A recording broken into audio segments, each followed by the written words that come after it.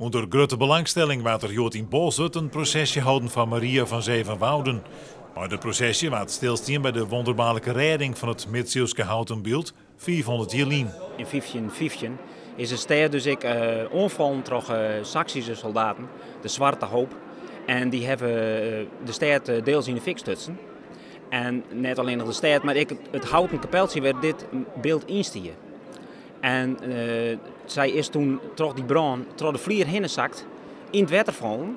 En een paar dagen later heeft ze haar rug opdreund weer omvoelen in de greft. En dat vonden ze hier in Bolzut een groot wonder, een mirakel. Het beeld had de oude eeuwen duizenden pilgrims naar Bolzut lutsen. Dat troch dit beeld is Bolzut ik liet een beetje groter worden. Want het hier natuurlijk een enorme aantrekkingskracht. Want de meesten die wonen hier wel heen. En dat is dus heel wichtig voor Bolzut. Het is voor het eerst dat er een processie houden wordt dwars door de stad. Ja, er werd er alleen nog maar in de kerk zelf stilstaan bij het verhaal van het beeld. Nou doen zelfs de protestantse kerken mooi en hing het de hele stad vol met vlaggen.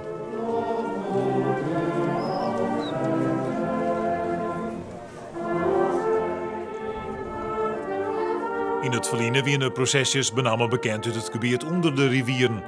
Nevens bisschop de Korte van het bisdom Grijnsliaut zullen ze likwijls in de toekomst vaker voorkomen in Noord-Nederland. Nou, ik denk het wel. In de zin van in Noord-Nederland weet ik zelf.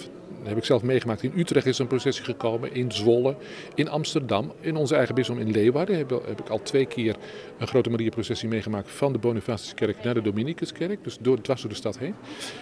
En ik vermoed dat het hier ook een traditie zal worden, dat het om de zoveel jaren wat groter gevierd dan. Het zal niet elk jaar zijn, maar dat is een beetje afhankelijk van het programmabestuur. Maar ik denk zeker dat de processies ook in Noord-Nederland wat meer wind in de zeilen krijgen.